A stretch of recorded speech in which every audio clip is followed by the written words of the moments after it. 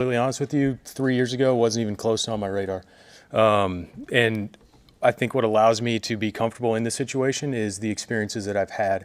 Number one, throughout the NFL, the different coordinators that I've been a part of with Darren Rizzi, Bones, Jeremy Springer, who's with the Patriots now. You've got Phil Galliano down in New Orleans, and all those guys that I've made relationships with, still have relationships with, and can be sounding boards for me as I kind of go through the processes and the ebbs and flows of what practice schedule looks like, how to run a meeting, how to decide what information is important, what information is not important, how do you try to build a special teams culture, which isn't as challenging here because of how Coach Rule has everything set up. And, our base fundamentals here are practicing really hard, giving great effort, having grit. That's a big thing that we're talking about this year. And all of those things encapsulate what we want to do and what we need to do on special teams. So having that comfortability level with those people and walking into this building and having that kind of base already set allows us to be ourselves, kind of do that through our own personality and really kind of hit the ground running. Do you think you'd be a coach when you a couple of years ago? Is that something you really wanted to get into, or is this a little bit of a surprise to you? Didn't think that I would be at all, to be honest with you. When Coach Rule and Coach Foley asked me to come and help with the kickers, it was kind of, I saw it as a nice transition, kind of post-playing, but still kind of scratched the itch a little bit. What I didn't realize was how unbelievably rewarding this profession can be. And you can have such an impact on people's lives in a really, really important and impactful time in their lives.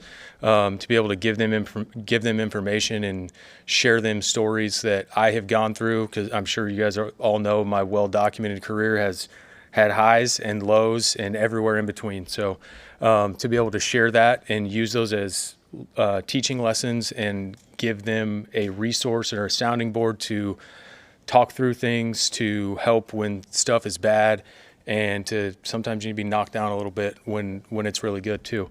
But that process was way more rewarding to myself than I could have ever imagined. So when did you realize, I like this more than I thought? Oh, probably honestly a couple weeks into it. Yeah. Once those players start understanding your message and you're like, I tried to give them this, they actually got it, and now they're successful, and you see that, whether it's on the practice field or during a game, it's just immediate feedback and being rewarding for me.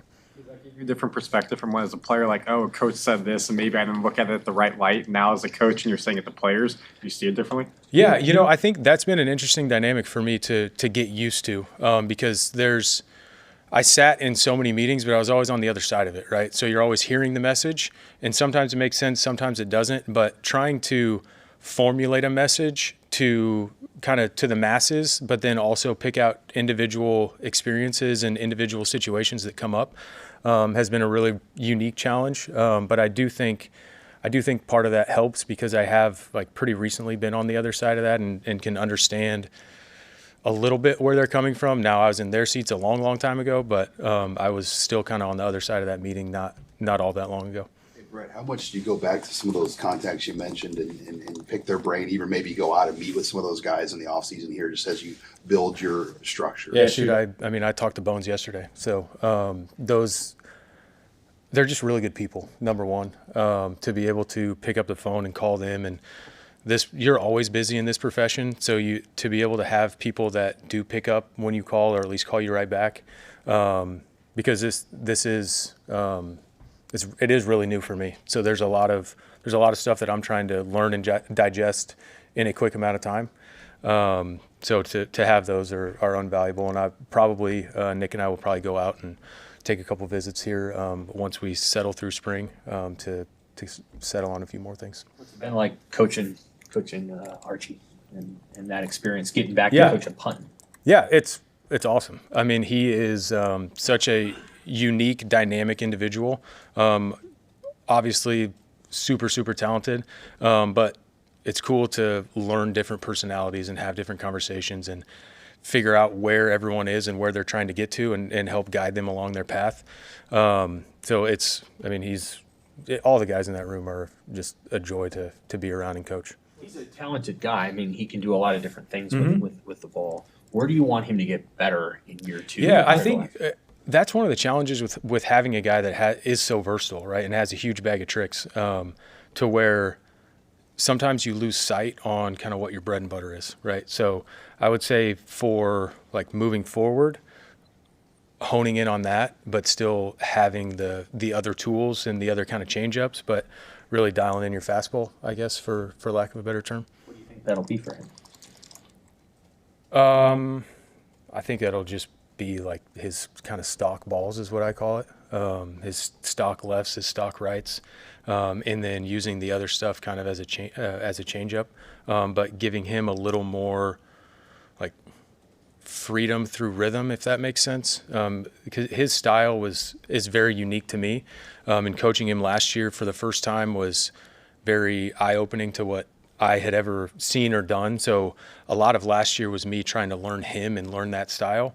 And I think like I fell into the trap a couple of times of shoot, he can hit this ball, he can hit this ball, he can hit this ball.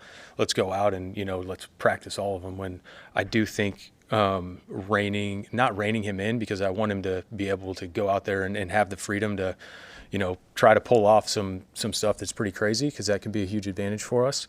But also like making sure that he has something that he can go to in any given circumstance or situation. What's just your chemistry right now with Nick Humphrey and as you guys run the room? Yeah, shoot, Nick is awesome, man. He is super bright, super sharp, got a lot of really good energy. I don't have anything, that I would change in our working relationship at this point.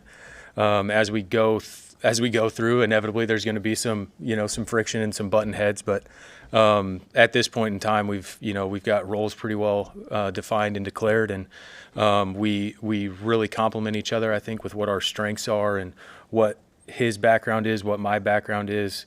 I think we both are very like creative minded as well. So we're able to bounce different ideas off of each other and poke holes in, whatever the other one is saying. And, at the end of the day, get to a conclusion that probably makes sense to both of us. Real hired you guys obviously to keep the same system in place. Do you see any windows to add your own influence on anything? I guess what's your mindset with Yeah, there'll be a lot of our influence on it. I think, what was really good about last year was the fundamentals and how fundamentals of special teams can translate to other areas of the field. So when you come into special teams period, it's not a complete one-off. I do think schematically there's a lot of room for us to grow. And that's where Nick and I think will be really good and can be creative and create some different things because of that. Well, this is the only time we ask you about him, but Jack Wills, you brought in a long snapper. Yeah. Is he kind of been what you hoped? Yeah, Jack's a stud. He's an absolute stud. Do you have a backup one yet? We don't at the moment. Is that something that you guys will have to try to find? Yeah, it's something that we're talking through right now. I mean, we have back up just a little bit. We've got a couple like guys on our team that can snap, right? Like so, Derek Wacker spent a lot of time like every day before practice last year was snapping, so he could be an emergency guy for us. And this year he's even like a year farther along in that kind of training progression, I guess if you'd say. Wack could go in and snap and be just fine for us, and then we'll kind of figure out how to play the depth off of that as we move forward. You mentioned how quickly you realized how rewarding coaching can be. Was part of that John Hull was kind of going through it, and then he found it in the middle of that year. I mean, what was that like? I mean, that's an example, certainly. But there's, Aiden Flaggy's a great example. You could look at, what he went through kind of his first year and being able to spend the offseason with him and go through where he didn't end up getting a snap for us last year. But shoot, he was really, really good for us as a backup. And should he have needed to go in, he would have crushed it. So there's stuff like that. And there's also like being in this new position now where I think I've met with 67 guys like one-on-one, and to hear stories and hear backgrounds and figure out how everyone got into the seats that they're in, it just kind of amplifies everything, I guess. How do you think Kyle Kunyanen handled his first year as a Husker last year. Yeah, shoot, I thought Kyle did a great job. This is a different environment that he had ever been in his college career. To come in here, this place isn't easy to kick in. This conference isn't easy to kick in. You're always in a bunch of close games with, weather dictating a lot of things. I thought he handled situations really, really well. There's certainly room for him to grow. But for his first year coming in and doing what he did, I thought was really impressive. You were part of this trend as well. How did the length of field goals grow so exponentially in such a short amount of time? And how might that translate to college? Like it went from 55 to 63. How did that happen? NFL specifically or college or both? Well, I think in the NFL, started getting really good at breaking and kicking balls. To be honest with you, that was part of it. There's also kickers are athletes now. They can run, they can jump, they can lift. Now we're not Division I athletes, but we are like very good athletes. Anytime you have a better athlete, you're going to be able to kick ball farther, kick ball higher. And then you've got the K balls and kind of the evolution of that in the NFL. And now they got rid of those last year. So that's where I think you're seeing like a bunch of bombs getting dropped. And I don't think that's going away anywhere. How I think it trickles down to the college game is you've got younger kids that are going to grow up watching that. And so that's going to be commonplace where like if you can kick a ball far, like you've got a shot. So now it's kind of up to all the coaches in the world to try to hone that in and narrow that focus, I guess, a little bit to making kicks, which at the end of the day is what our job is. But I do think that will trickle into the college game, and there's also less consequence in the college game with a long field goal. You get the ball like where it's snapped instead of where it's kicked. So you're like that 8-yard swing can make it a little more advantageous to take a rip at it too. How will special teams be different under you and Nick as opposed to Mike, or will you keep things somewhat the same?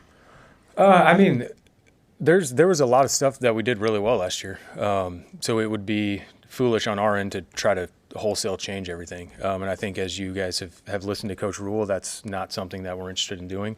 We're going to keep what worked, and we're going to evolve the rest of the facets of it. So I guess to kind of put a bow on that one is not looking back on what the past of it was, but figuring out the best way forward to maximize the guys that we have here. And I do think, in terms of special teams, you've got all different shapes and sizes and athletic talents that you can find a piece for. The challenge for us is figuring out how to put those, all those different guys into advantageous situations to be successful, make sure they're confident, make sure they're fearless, and you got to be a little bit wild to play special teams too. So finding the right guys and the right blends.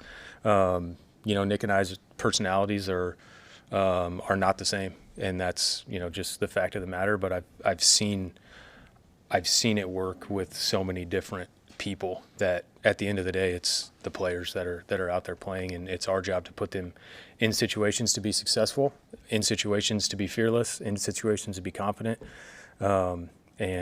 and build the culture of special teams, which Coach Rule plays a huge part in. Do you have any memories from your time at Nebraska that stand out now that you're back? And what's the key maybe to kicking in Memorial Stadium with the wins? The key to kicking in Memorial Stadium, you got to be a ball striker. You've got to hit consistent balls that are predictable, so if the wind is going to affect them, how much the wind is going to affect them, and then you don't end up needing to give the wind as much credit as maybe it feels or sees or what the flags are doing, stuff like that. Some of my memories from here, I remember playing in 2 Big 12 championship games and 1 Big 10 championship game. Remember going 2-0 against Iowa. Remember the celebration in Iowa City where we won the division and ended up going to the Big 10 championship game and celebrating in the pink locker room, doing all that stuff. Like that's what gives me the motivation right now, because that's where I see this place, and that's where we're going at this place. All good? All right. Great to see you guys. Thank you.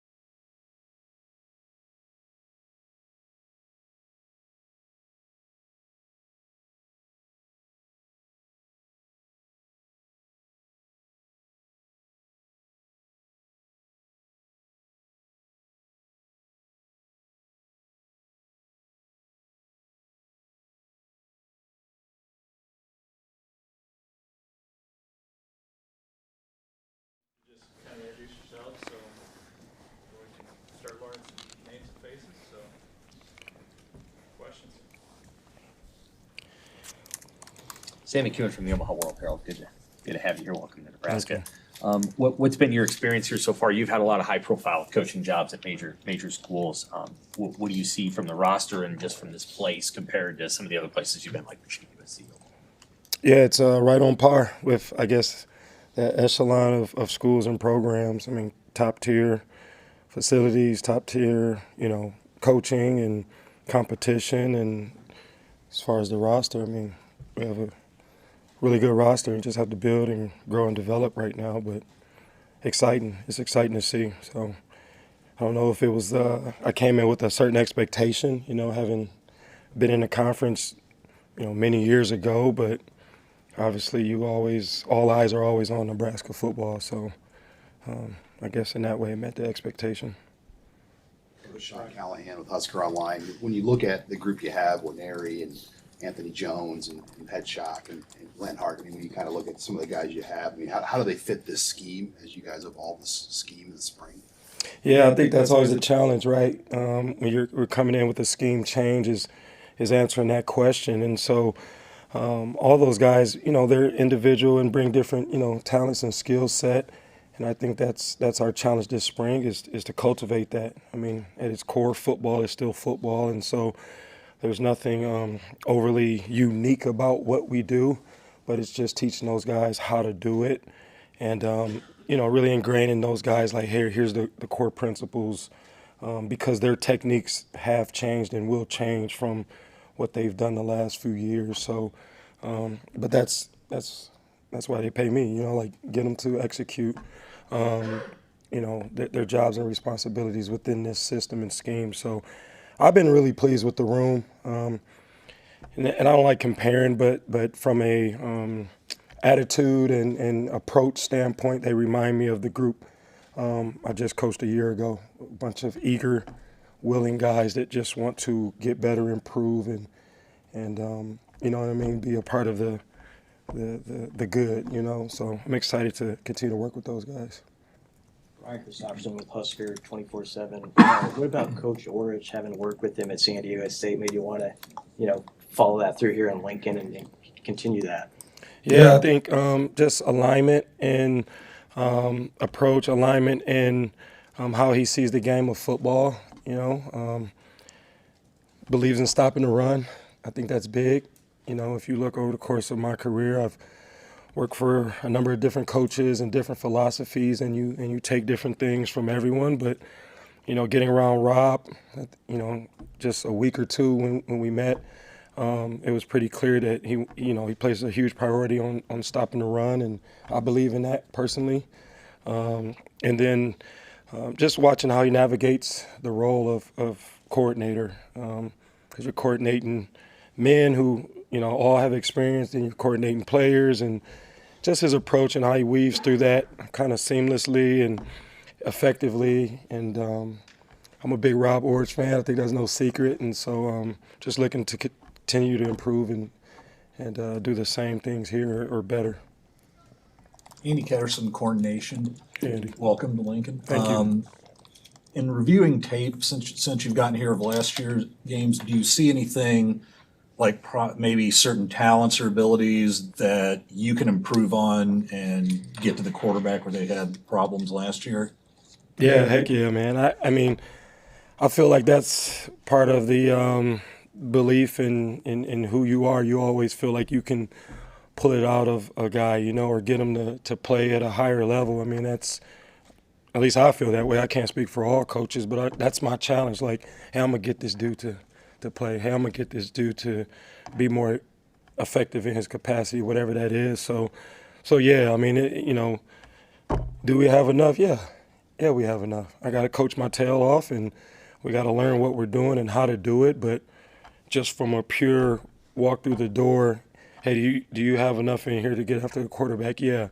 And it's similar to, again, last year where, you have to create pressure on the quarterback. Either you have the personnel to do that, or you have to, earn your check and figure out ways schematically to pressure him, And, I think we did a combination of both, honestly, last year. I think we identified those skills and those guys as like, hey, this guy he has some one-on-one ability, and then we put them in those scenarios as much as possible, schematically as best we could. And so that's the challenge. Right now we're identifying those guys, right? So day 3, we'll see, but I'm excited. That's the journey, that's the process, and that's what's most exciting for me as a coach. Anthony Jones was obviously brought here to play. He's a fifth-year senior. What have you seen from him so far in the few days you've been able to work with him? Did you see that pick yesterday? I saw that. No, Ant's been great. You know, obviously a journeyman, played a lot of ball.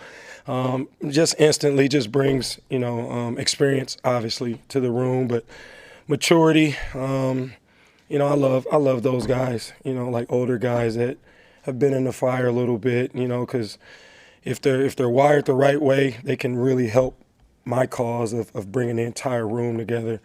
And so he's been Anthony, as far as, staying true to who he is. He shows up, and he's leading, and it's not always vocal. He's leading by example right now through the first couple of days, in my opinion. And so, but I'm also big on I want unit strength. I want as much as we have some individuals in there, my goal is I want the best room on the team. Is kind of how I approach it. So a lot of work to do, but he's obviously sticking out. Bobby Schneider, Husker Online. Just what message did you give your unit on day 1 about expectations? Blame no one, expect nothing, do something. And it's that simple. This is a results business. This is a leave all your stuff at the door business. This is a rinse due every day business that we're in, coaches, players. And so, remove your egos. Hey, Coach Manning, you've been here, you've been there. That's all great. That doesn't mean anything right now. I'm here. I'm a Nebraska Cornhusker, right? And you are my guys. I'm your guy. You know what I mean? And so, and that's kind of the day 1 stuff, just letting those guys know, hey, it's a blind faith journey we're on a little bit right now because we're still learning each other. I'm trying to take you somewhere, you know what I mean? And you got to trust in me, even though we still have to learn and grow and cultivate our relationship. So a lot of those things, but I want them to know, number one, I believe in you. You know what I mean? I think that's important. And so I'm going to be me unapologetically and, just trying to set the tone and the temperament of the room that I always say speed of the leader, speed of the pack. So they're going to follow my lead. And so just being clear on the expectation. You have a room of different looking pass rushers, and you've had success with different looking pass rushers. I guess moving forward, what are you looking for? What are the traits you kind of look for in your edge room? Yeah, just from a physical trait standpoint, no different than the NFL. I want guys that are, probably a minimum of 6'2", and that's on the low end. Yeah, I want the 6'5" guy, but I'm okay if a guy's 6'2", 6'3", weight-wise. To do what we're going to ask them to do, and at this level, they need to at least be 240s, 250s. Again, that's at the bottom of that scale. They can be as big as 275, 280, you know what I mean, and still, I think, operate and get the job done. And so height, weight, I think we're in that world. As far as skill set, different guys do different things. Some guys are stronger against the run. Some guys are more natural pass rushers. Obviously, we want guys that can do it all when we're recruiting and trying to find those guys. But at the same time, the best coaches, put guys in a position where what they're good at shows, or can be put on display. And so I always want guys that have pass rush ability, whether it's a great first step or being able to bend or just have a relentless motor, because there's different ways to get to the quarterback. And if you look at NFL, there's an array of different types of edge players across that league that are effective at getting to the quarterback. So showing them those things and not taking a guy that's 6'2" and showing him Myles Garrett tape, you know what I mean? That's not going to make sense. But I'm going to show him Hassan Reddick. I am going to show him, someone else, Agent Zero, someone else. You know what I mean? And so that's the fun part, again. wingspan? Is it, or are you looking for guys that play to their length, or like have the length that you can maybe coach them to play into? Yeah, I think that have the length, because when I watch high school tape, most of the tall, long guys really don't know how to use any of their length whatsoever. They're 6'5", but like they're really not elongating and leaning into guys and keeping guys separated. So like from a development standpoint, even if they're like a 5-star, they walk through the door and they have so much room to grow and improve and understand how to use what they have, you know. And so that's where the experience in my shoes help, right? To kind of show them like, hey, you ain't even activating what you got yet, but we're going to get you there. So Is that true of somebody like Will Waneri? I think Will's a great example. Like if you're drafting guys like in a lineup, you want Williams, right? Like, and not just from a size standpoint, but you watch him move around. He's fluid, you know what I mean? He's kind of savvy, and so he'll be a great. I won't say challenge. He'll be a great. It'll be a great opportunity to work with him for me because I know he has traits, right? And now it's like, okay, skill development, and skills are built, right? Traits you're born with. You wake up. You're 6'5", you know, that's the genetic lottery, right? But the skills have to be built. And in my opinion, everything about football is like building skills. So In a perfect world, how many guys would you like to play in a game at the edge spot? Like if you play like 60, 70 snaps in a game, I mean, would you like to have 4 guys? I mean, what's the number? yeah, I feel like you need 5 for sure. And typically we're going to travel always 6. I mean, just for defensive purposes, you know, because again, you may have someone that their role is a little bit more, hey, maybe he's more of a third down guy for us. This guy's maybe more of a early down. So, but you need 5/6 for sure. I mean, you know, those numbers can dwindle very fast in a game. So you definitely need to have, I think, 6 guys really to go into a game. One last thing, sorry. You moved kind of Ryan Henderson around a lot last year at San Diego. So it was a guy who kind of played edge but moved around a little bit. Is that something you envision happening here, or are these guys going to play kind of true edge roles at Nebraska? Yeah, I mean, it would really go to or lend itself to what we're trying to just do schematically. You know, for us, you know, you turn on that SDSU tape. We were playing with 4 defensive ends in the game a lot of the times on those third downs. And so I'm sure we will, you know, dive into that world here and figuring out, hey, who's best on the inside, who's best on the outside, because it isn't just a size thing. Hey, put the big guys inside. Some guys are more effective on the edge, you know what I mean, and vice versa. In Ryan's case, he's 255, you know, playing the 3 for us, you know, and a lot of his sacks came from that position, or I'll say a lot, maybe half.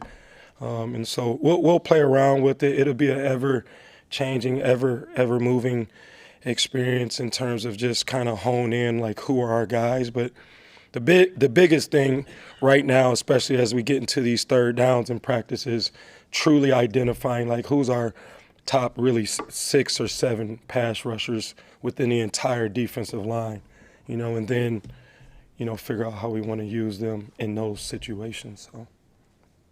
It's a good question. All right, thank you. Hey, thank you all. GBR. I've been waiting to say that. All right.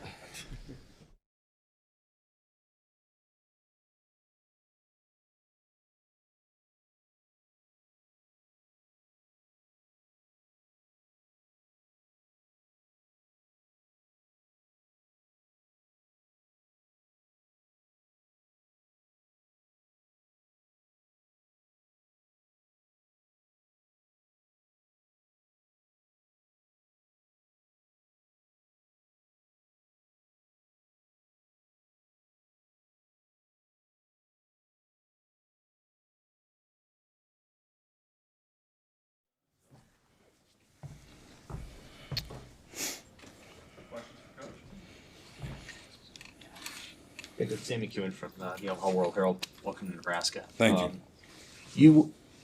You have been working with players that you probably have had to put a lot of development into because they're not necessarily 4- and 5-star guys. Would you feel like that experience at your previous stops might be able to help you in this spot in developing some of these interior guys?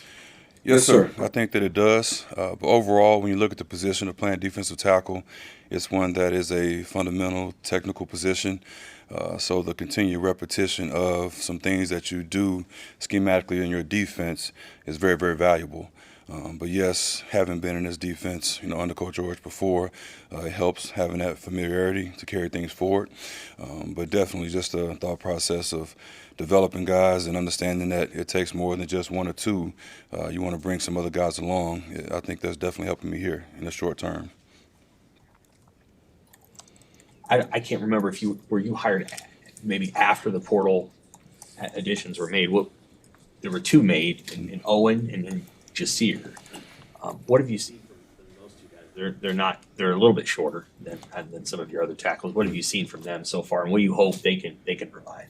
Well, the first part of your question, I was kind of on the tad end of that portal window, so got a chance to meet Jasir while he was here on his visit, and then some things family-wise happened, and I got a chance to do some things over Zoom calls with Owen.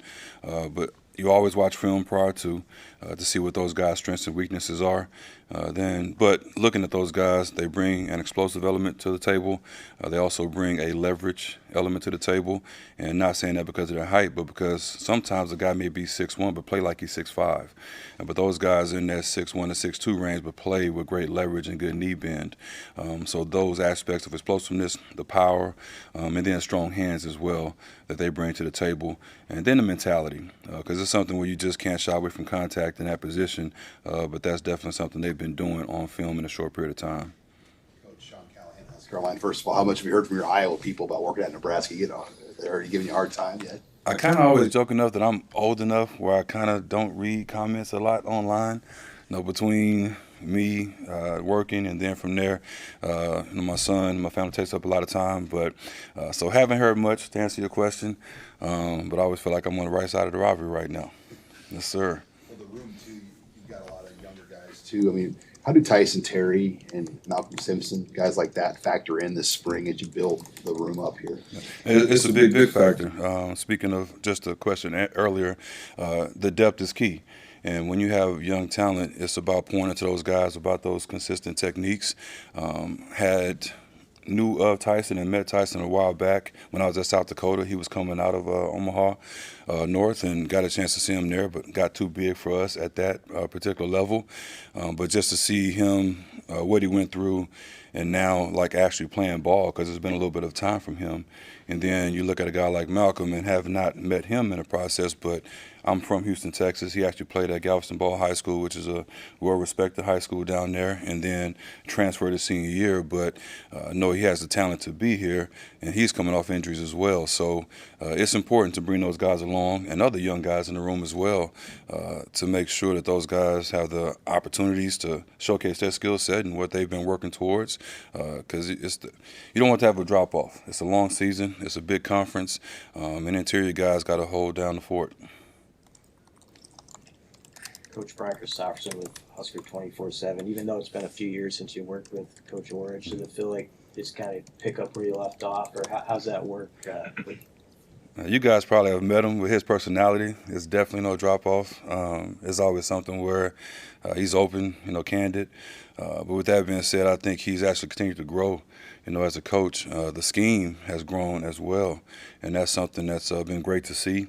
When you take that into account, that the defensive line play we had at South Dakota was more, I wouldn't say vanilla, but it didn't have the opportunity to make a bunch of TFLs and negative plays. So the things that he's been doing up front, it's fun to play in this defense as a defensive lineman.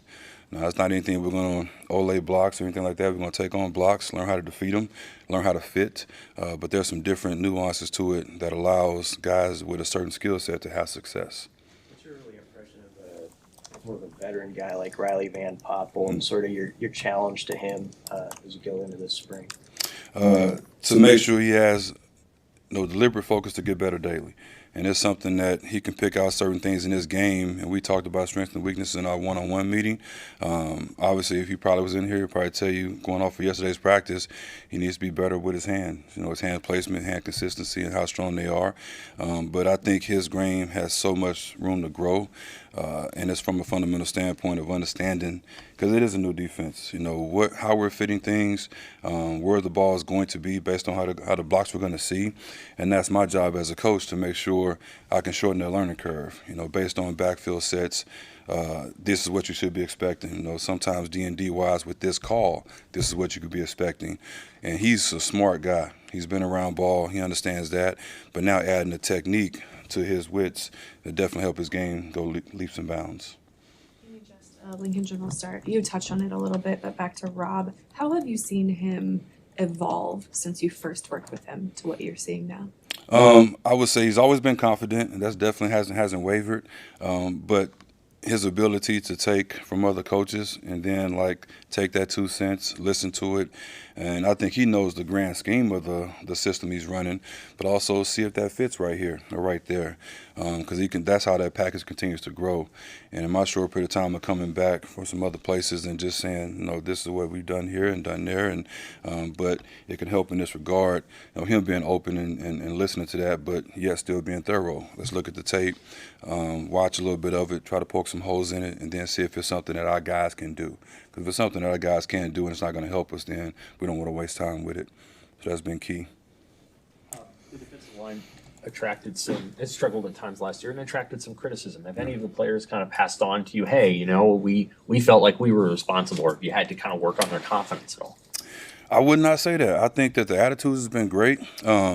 These guys have shown up with the right intent. Now, the focus of it probably has to get a little bit better, which we know, and that first deal pads always kind of gives you that indicator of some things you need to work on a lot more.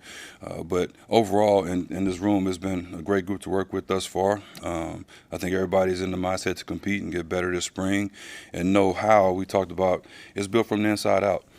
These two positions that we hold ownership over, they're important.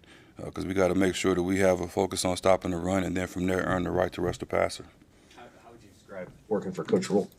It's been great. From a standpoint, I think he's a challenging head coach. He demands your best. I think that's something that if you're wired the right way as a coach, you want that. That keeps you, on a sharp edge, and for him to go, make sure your things you're doing in India is carrying over the team and things like that. Like as a head coach, that's keeping you on par. So he demands your best, and I think it's been great to work for. Has he put on the backwards hat yet and gone down there and coached the defensive line? Has not. Now, he's definitely chimed in from what I think he knows what he wants to see, and he definitely wants what we're doing in India to carry over. So, and that was one of the things that attracted me, to here, because if you can work for a head coach that coaches your position, that's unique. Some coaches don't like that because they feel like the coach may be hands-on too much, something like that. But I look at it the other way. He's coached it. He knows it. He knows how important it is. Because some head coaches in DCs don't want to stop the run. They may be more, stopping the pass first. But to have that alignment from the head coach to the DC down, and then he can always add his knowledge in there, is really, really big for me. Is Coach Tolson helping you out too? I'm sorry. Is Coach Tolson helping you out too? Yes, been great. I mean, he's obviously was here, had been around these guys, had poured into them, throughout the whole bowl prep season, like he explained to me, and then just his knowledge of the game, having been successful at the next level where these guys aspire to be. And then a couple of that, we both spent time at, the junior college ranks at different times at the same program under the same head coach. And just knowing how important it is from that level to, really, really dive into the fundamentals. Because everything is key about development, bringing guys up. But he's been great to be around and coach with. Nebraska Television. Yes, sir. Question on Rob. He's risen pretty quickly through the college ranks to now be in the Big Ten. You've been around college for a while. What intangibles do you see in coaches at the lower levels that you're like, hey, they can move up quickly to get up to the bigger levels of college football? Yeah, I would say it starts with the confidence in yourself, and then knowing what you're doing is valuable, and then from there how to relate it, to players and coaches alike. Because it has to be a consistent message. It has to be something that's aligned, and that's you don't have those indecisions, so to speak. So to know that he had a system, kind of went and visited with different people at the next level to see what those guys were doing as well, and then took bits and pieces. So the confidence is the first part, and then from there, the ability to relate to players has always been key for him, because he also, has been about different levels as well with himself. So you couple that with he won a championship when he was a player. That's not easy to do, and I always joke and say championship teams have similar characteristics. It doesn't matter the level. And that's something that guys carry with him, and I think that helps him relate to players very, very well. Sounds like you guys are, at least correct me if I'm wrong, but sounds like you guys are going to play kind of gap and a half up front in terms of trying to stop the run. What's the challenge in teaching like a young defensive lineman that hasn't done that before, teaching that technique? Just how fluid you have to be from a standpoint of, you talk about a must gap and a bonus gap, demanding and controlling your gap, and then from there, that's done with good footwork, good strength, good leverage, because that's hard to gain against another grown man that's been in the weight room 3 and 4 years as well. So that one-on-one battle is one with the technical part of it. And then also, that guy up front is always a fight to who can get their hands inside, who can get their foot placed where they need to be, and how quick you can get your feet up and off the ground. So just those one-on-one matchups day in, day out. And we're practicing against a very, very good offensive line. I've been here a short period of time, but we have some really, really good O-linemen. There's going to be some great battles for us in the spring as a young group. So very, very excited about that. But that's the key. Making sure they can understand how those small details are big in the picture of owning my must gap, and then from there, being able to play into the bonus gap. In that, like play that, or do you feel like that's something you can teach guys?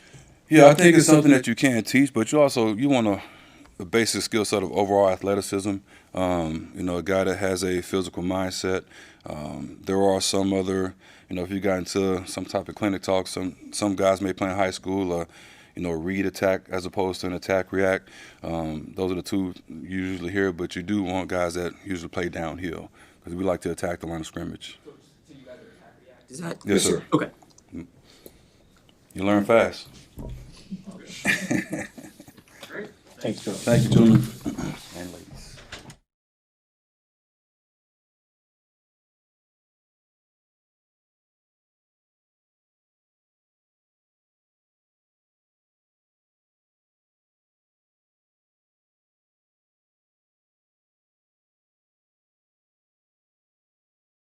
Start with Cam, and the other guys are out there if you need them too. So, questions for Cam?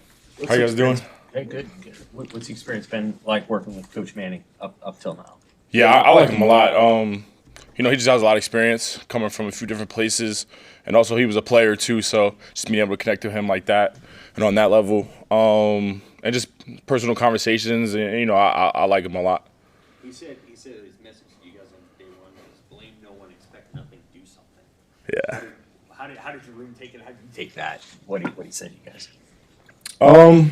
I liked it. It's just like some of those messages he brings in, and like today he talked about like fixing growth mindset.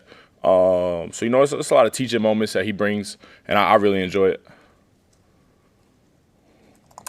How's it been in the weight room? Just everything after spring football the past month and a half, 2 months. Yeah, it was probably since I've been here. This has probably been like the most aggressive offseason that we ever had in the weight room, and I really enjoyed it. They've been challenging us a lot, just with certain movements and some of the things that they have us doing since we didn't have mat drills this year. So. Yeah, what was that trade-off like? Not having the mat drills, but maybe ramping up more in the weight room. Yeah, it was like.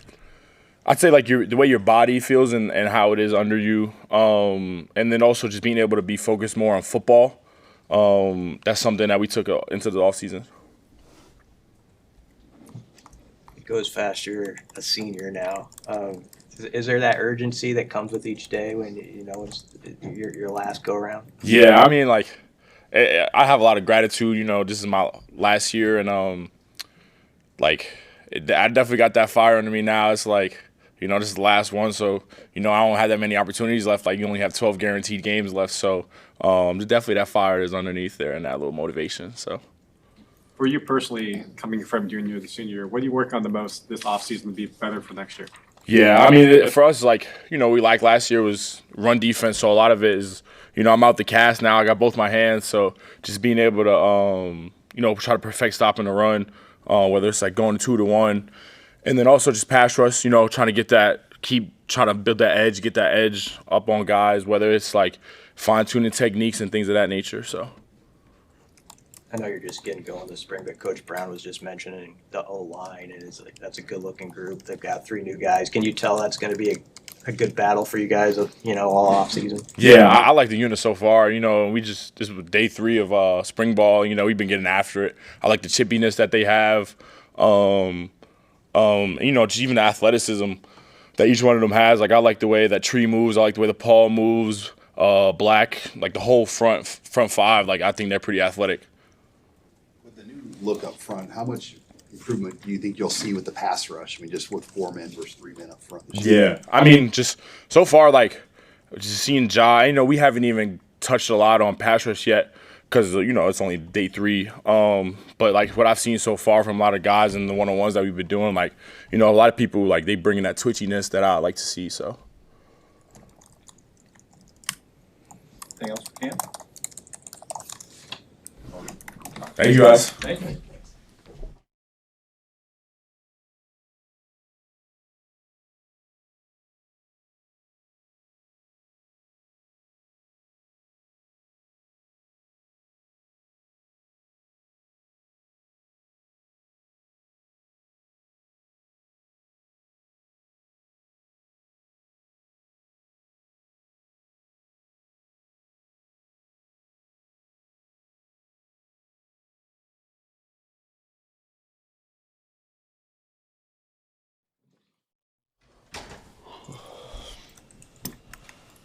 What was the offseason like for you guys, just with not doing the mat drills and kind of focusing more on the weight room and some of the other things? Yeah, it was quick, a little bit fewer weeks than we normally have. A big component of it, the mat drills weren't there, but I think it allowed everyone kind of to focus on the football. We were all excited that football was going to be here quicker. Hasn't even been 2 months since we last played. So the 6 weeks went by quick. It was a lot of fun getting in the weight room. We did things a little bit different. I think one big aspect we focused on besides the weight room was just kind of building the brotherhood between the teams. We did a really good job at that. And like I said, we were all excited for the football. We were doing drills and skills and all that throughout the week. So just keeping football the main component. And then, it's been real fun to be back out on the field. Has there been more conditioning involved with practice or even in other ways?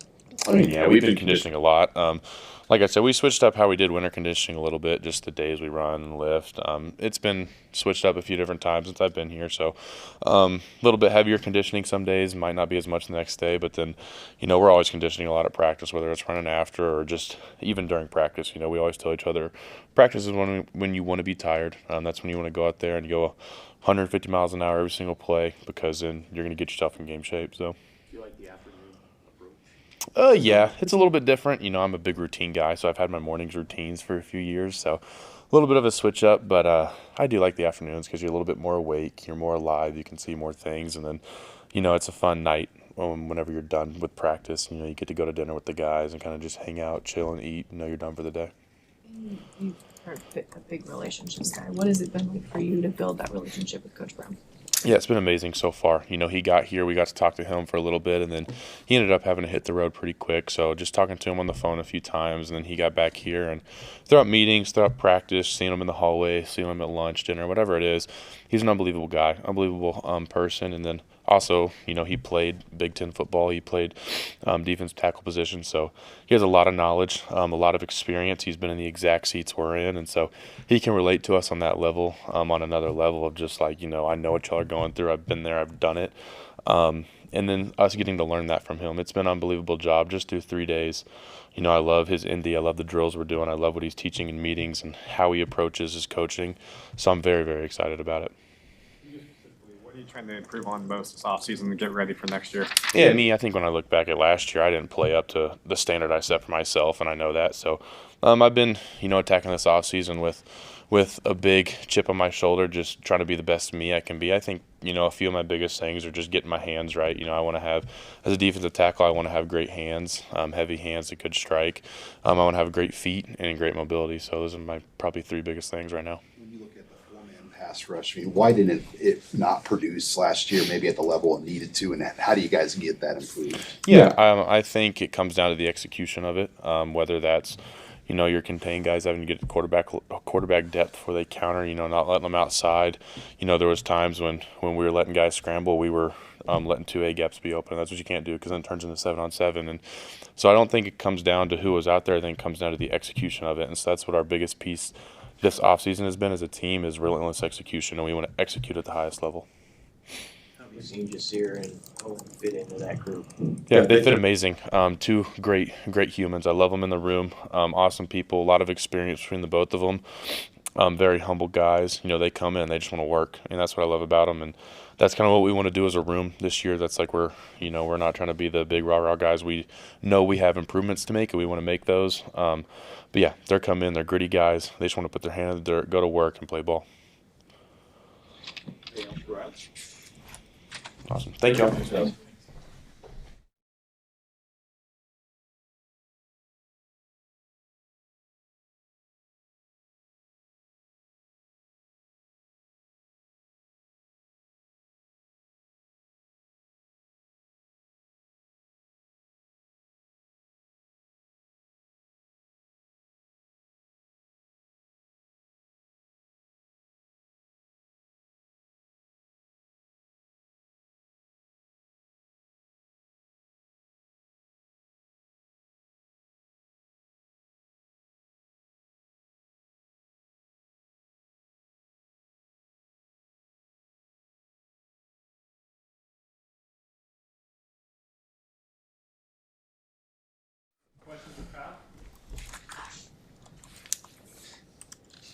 How excited were you to see Brett take over the special teams room?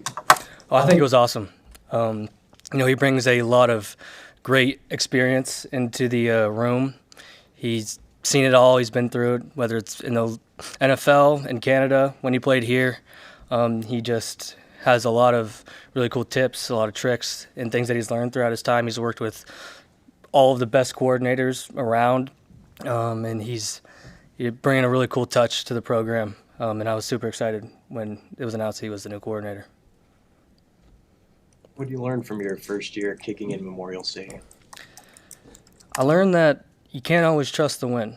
It's there for sure, but with one side of the stadium being taller than the other, it swirls, it does a lot of weird things. There's times where you're standing at half field looking at both flags on either side, and one flag's blowing one way and the other flags are blowing the other way. So it's really just trusting the contact, trusting your technique, trusting that you've prepared for the moment, and going out there and hitting your best ball. If you go out there and play the wind every time, you'll be hitting a different ball every time, and it's just not going to be as successful as if you were to just try and not let the wind beat your best ball. With that understanding, do you try to kick outside more this offseason versus kicking inside here where there's no wind? We do kick outside, but at the end of the day, unless it's like a ridiculous amount of probably gusting 30 or 40, your best ball inside is going to be your best ball outside. We call it a slow rotator. It kind of just cuts through the wind, and it's not really going to change regardless of the environment you're in. So, we focus on the same things regardless of where we're kicking, and it shouldn't have, while there can be some effect, it won't be as large of an effect as many people probably think.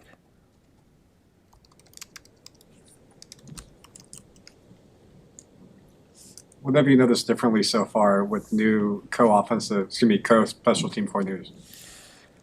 I think they're doing a great job really working together. We're in meetings, and they've provided different pieces to the special teams room as a whole, whether it's schematically, drills, that kind of stuff. And they've bring different parts from where they've been, experiences they've had, to kind of together to make it the best it can be possible. And it's been really great so far. Obviously, he has a different role, but how did your relationship grow with Archie, and just do you help each other in some ways? Oh, absolutely. Yeah, we're grabbing dinner together almost every night. We're super close. It's a big move for him coming overseas to be here as an 18-year-old kid. So I've really just kind of done my best, being there as a friend, trying to help him through his transition, that kind of stuff. And he's acclimated great. He tackled his first ever football game like a champ. He had a phenomenal game in Kansas City and then continued to produce throughout the rest of the season. And our relationship is growing and it has grown and is continuing to grow. And we're just really feeding off each other, bringing energy. I like to tell him I can beat him in a punt comp just about every practice, so we find each other. It hasn't happened yet, but I'm sure we'll eventually. And just even a broken clock is right twice a day, so maybe it'll figure itself out. This is your and his first winter here. How's that been going? It's definitely been an adjustment. We've had some cold days, and I'm told that some of these days are uncharacteristic for Nebraska February, but I'm loving the 65-degree weather. But it's unlike anywhere I've ever been. I can't speak for him, but we've been inside a lot of the time. The coldest part's kind of just been walking to class, into the facility early in the morning. But other than that, we've actually had some days where we could kick outside in the cold, and it's been good. Anything else for Kyle? Thank you. Thanks.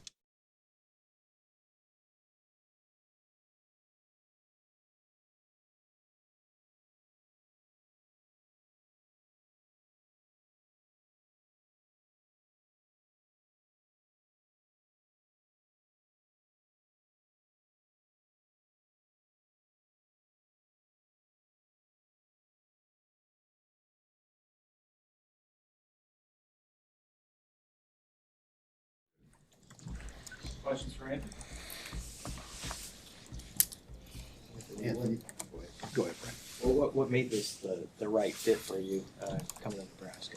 Yeah, being able to talk to Coach Rule, Coach Manning, Coach Orich, and just hear the plan that they had for me. I love the scheme, love what they did at San Diego State. They had a bunch of guys getting sacks, so that stood out to me. You've been to a lot of schools. I mean, just your story is unique with all the probably coaching changes, places you had to force you to transfer. What's this been like getting into Nebraska now?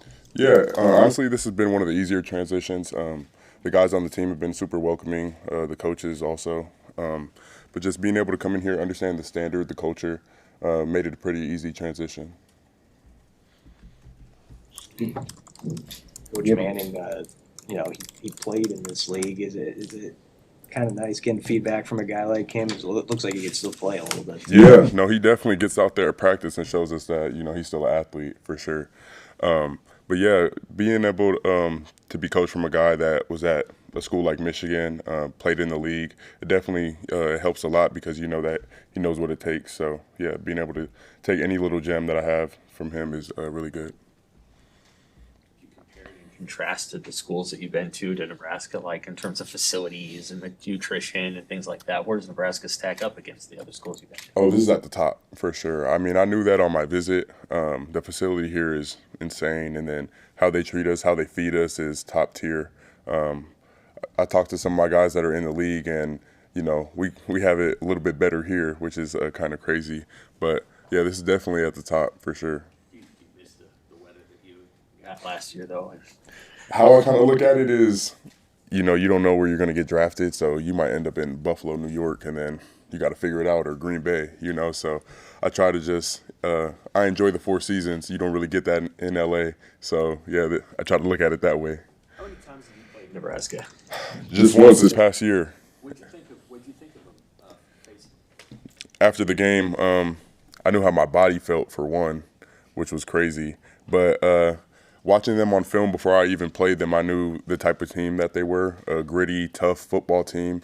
Coach Rule is, high energy guy, and, he knows what it takes. So I knew what I was going to be getting myself into, and I knew that there was a structure and a standard over here based off of, just playing them. Like I said, my body, it was a tough, gruesome battle. So I knew that that's what I was going to get over here. Did you face a lot of Pritchett in that game? Or who did I didn't see Pritch. My left shoulder, is banged up, end of the season type of thing. So I was trying to stay on the left side to use, my right hand. But being able to go against him just yesterday and, in our first day of pads, I like Pritch a lot. He's going to be a guy that gets me better, that's going to challenge me every day, and hopefully I can do the same for him. But, I believe we're in the same class. He's, a guy that came from the SEC, big athletic guy, long arms, veteran guy, so he knows what it takes. So it's definitely good that we're able to practice against each other now. Were you pretty close with Quasi Gilmer? And just the two of you guys came over here from UCLA together. What's your relationship like with him? Yeah, for sure. That's definitely one of my brothers. Being able to go through things with him at UCLA, it wasn't the best, but how we were able to stay together as a team. I look at that and have respect for him for sure, because he's a guy that he's going to compete regardless, and that's what he did right when he came in here. Been working his butt off, and he's going to be a guy that can go make the big plays when we need him. So, yeah, I like Quasi a lot. When you made the decision to transfer, how did Nebraska come to be on your radar? Yeah, Coach Orge, he's been trying to recruit me for a while, and I think I earned the respect of Coach Rule after the game when we played them. We weren't going to a bowl game, so, some guys end up going on, the downward path. But, I went out there, I competed really hard, so I think they had their eye out for me already. They usually get a pretty good fan base. You guys at UCLA saw that. Is there anything in-game adjustment coaches make that, like, hey, because you have to go to different schemes or whatnot because the communication isn't there with a big fan base? I think, on the defensive side of the ball, it's more so about, using hand signals and things like that. But just being able to just try to communicate, everybody get the signal, just, do your 111, not try to worry about, too many other factors or trying to do somebody else's job, but just understanding, get the play, understand what your process is, and then go through that and handle the play one at a time. Another question. You've transferred a couple times. Just NIL era we're in. How have you seen that potentially change the past couple of years and what you've dealt with? Yeah, definitely. It's never really been about, all about the money for me. Obviously, it could play a factor with, some people's upbringing, being able to take care of families and things like that. But understanding that, just use it as a tool. Don't try to chase the money, just chase the right program for you, or at least what you think that is. But being able to find a place where you're going to have, the right coaching, be in the right scheme of what fits for you, and then the real money is going to be made at the next level. So just using NIL as a tool right now. When you were thinking about Nebraska, were you looking at Coach Orge's San Diego State defense and what they got done with those ends in particular? Yeah, for sure. One of my best friends that I played with since youth football, he was over there at San Diego State. Ryan Henderson, he's now at A&M. A bunch of those guys were able to go transfer out to, to big-time schools. But definitely being able to look at the SDSU film and see how that, can relate to me, and being able to, see that boundary guy, that rush, what we call it over here, which was what I've been playing for right now. The field end and the rush are pretty much the same thing, but being able to drop a little bit more, show a little bit more of your, linebacker skill set, which, can stand out to some scouts. That's a good thing for sure. So I like that a lot. You guys are used to rosters changing over each year. Is it easier to just fit in as a new guy the way it is now? Yeah, I would definitely say, like I said, this was one of the easier transitions, being able to come in and, I see a whole bunch of guys that are just transferring in as well, and then some of the new freshmen that are coming in. It's definitely been easier, but even the guys that have been here, they just made it really easy for us, and bring us along and show us how things work over here. So. Anything else for Anthony? Thanks. Thank you, guys.